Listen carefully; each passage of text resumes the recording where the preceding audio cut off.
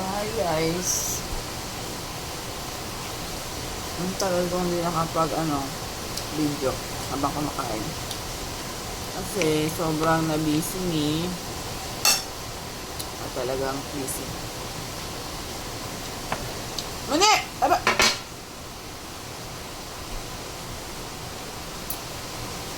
Ang ulam ko ay pinangat na paksiw na isda. Bangus. Sobrang sarap na. Sunod-sunod ang aking mga ganap sa buhay. Kaya ngayon nakapag-video.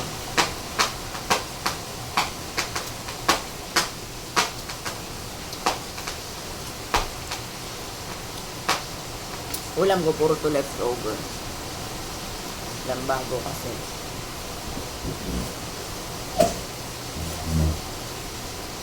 Sayang. Ang mga lumang pagkain. Kasi liwig na.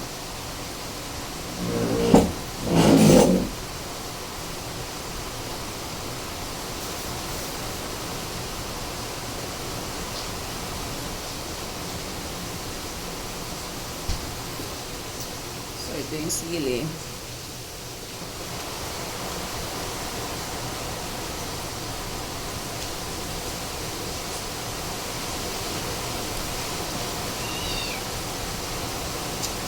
Olap!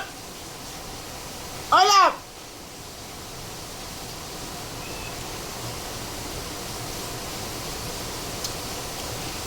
Masusa ako. Pagkaway. Olap!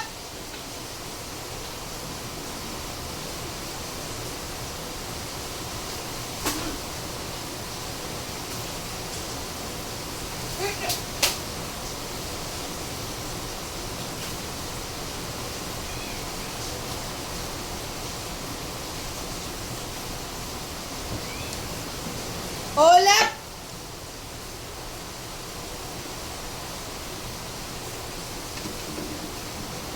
Ikaw.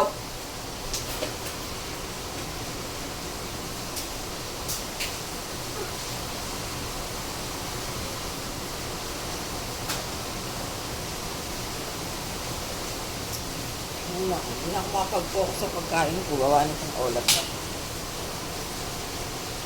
So, inuubos ko na lang yung mga leftover. Meron pa nga doon isda sa ref eh. Kaso lang, hindi ko alam kung pwede ko yun. Pero may suko naman yun. Ikaw, sumusobra ka na.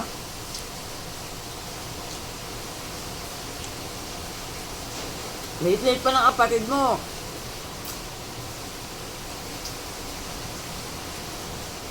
All! Ay, pest talaga. Ay, sorry guys.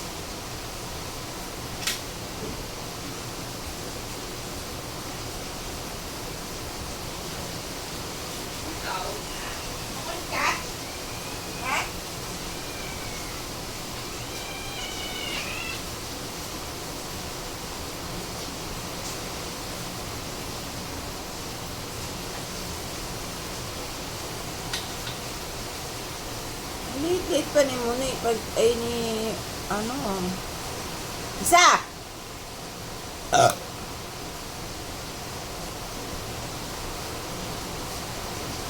Olap!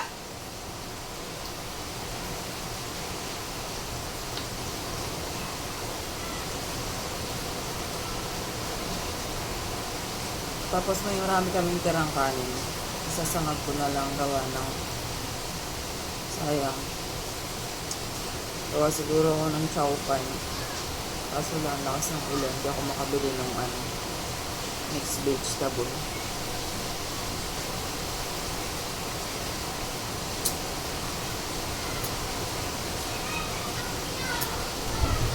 Gawin ko na lang chowpan. Nandun ko din labas ng sili. Konti na lang makakainin ko. Olap!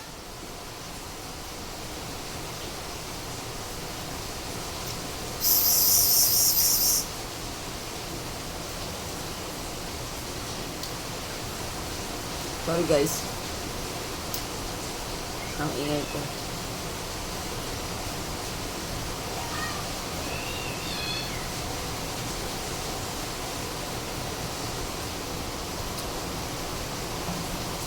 lang.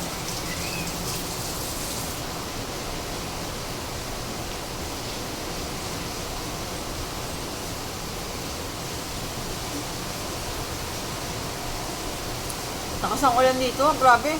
Kaya para sobrang init kanina.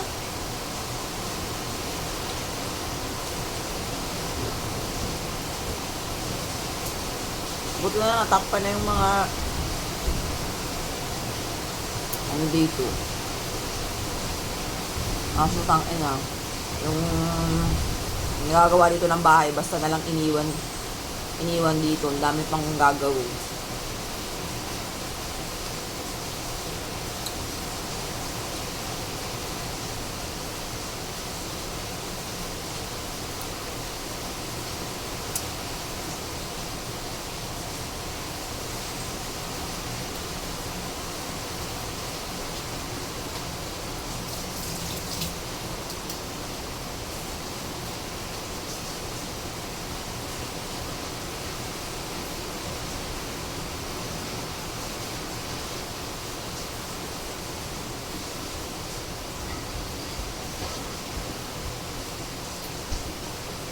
So, ito yung lagay namin ng tubig.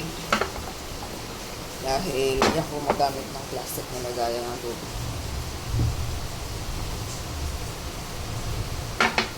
Kahit plato namin. Gusto ko alam niyo, gusto kong gawin yung gagawa na ng pagkain good for 1 week. Ganyan.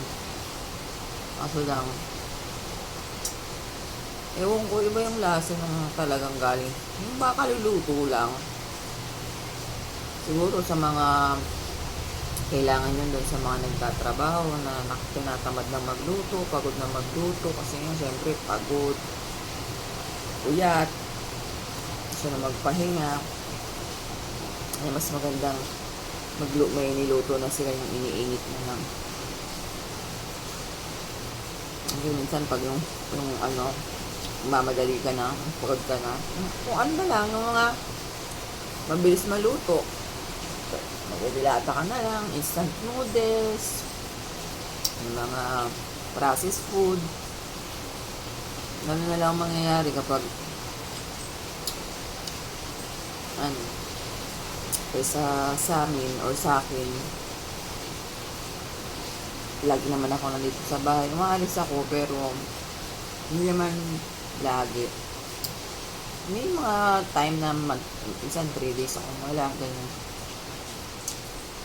Pero yung mga anak ko kasi, simula bata pa sila, nasanay talaga silang pagluluto ako. So guys, dati hindi ako marunong magluto. Kaso mo lang, syempre pag nag-asawa ka na, nagkaroon ka na ng maraming anak, parang ang sarap sa feeling na pag pinagluluto mo sila, nauubos nila, na-appreciate nila yung luto mo, nasasarapan sila. Kaya, natuto ko magluto. Tapos, ang dami ko ng mga recipe. Sa age ko ngayon, ang dami ko ng mga recipe na alam.